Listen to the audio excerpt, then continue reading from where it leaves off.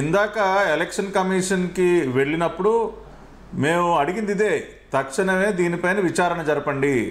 SIT కార్యాలయం దగ్గర డాక్యుమెంట్లు తగలబెట్టినటువంటి వ్యవహారం పైన లోతైన విచారణ జరగాలి.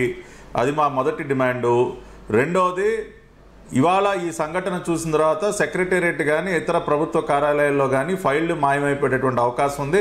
అక్కడ కూడా ఏ షార్ట్ సర్క్యూట్ జరిగిందనో ఇంకేదో అయిందనో అక్కడ రేపు ఫైళ్లు తగలబడిపోయినా మనం ఆశ్చర్యపోకర్లా.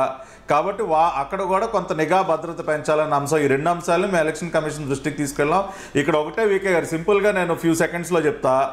జగన్మోహన్ రెడ్డి బస్సు యాత్ర మొదలెట్టాడు. బస్సు యాత్ర కాస్త బస్సు యాత్ర కింద మారిపోయింది. ప్రజల రియాక్షన్ చూశాడు, చెప్పులు పడతా ఉన్నాయి, ఎక్కడికక్కడ ప్రజలు తిరుగుబాటు చేస్తూ ఉన్నారు, నిలదీస్తూ ఉన్నారు.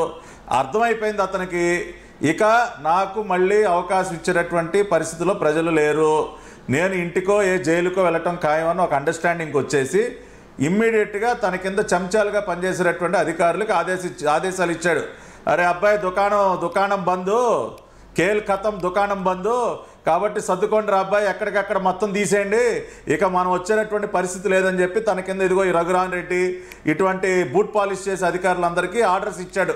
మొత్తం క్లీనప్, మొత్తం సాక్ష్యాలన్నీ లేకుండా చేసేయండి, ఇరుక్కుపోతాం, రేపు మనం చెప్పకూడదు తినాలి అని మొత్తం ఆదేశాలు ఇచ్చేసరికి మొదలెట్టారు కార్యక్రమం. సాక్ష్యాలని క్లీనప్ చేసే కార్యక్రమం మొదలైంది. డాక్యుమెంట్స్ తగలేయటం, ఉన్నటువంటి మాయం చేయటం, ఇవన్నీ కూడా ప్యాకప్, జగన్ రెడ్డి ప్యాకప్ పథకం మొదలైంది. దానిలో భాగంగానే జరుగుతూ ఉన్నాయి. ఆయనకు కూడా అర్థమైపోయింది. అందుకనే వాళ్ళు ఈ సంఘటనలని మనం చూస్తా ఉన్నాం. వీకే గారు, ఖచ్చితంగా దీనిపైన లోతైన ఎంక్వైరీ జరిగి తీరాల్సిందే. రేపు అధికారంలోకి వచ్చిన తర్వాత మేము కూడా చేస్తాం. ఇవాళ ఎలక్షన్ కమిషన్ కోరటమే కాదు, ఈ వ్యవహారాన్ని మేమే వదిలిపెట్టాం. వీకే గారు, ఖచ్చితంగా 2 నెలల్లో మా ప్రభుత్వం వస్తూ ఉంది. వచ్చిన తర్వాత ఈ సంగతి కూడా తేలుస్తాం, ఈ డాక్యుమెంట్లు తగలబెట్టిన వ్యవహారాన్ని కూడా తేలుస్తాం. రైట్ ప్రసాద్ గారు, ఇప్పుడు నిజంగానే వీళ్ళు రేపు రాబోయే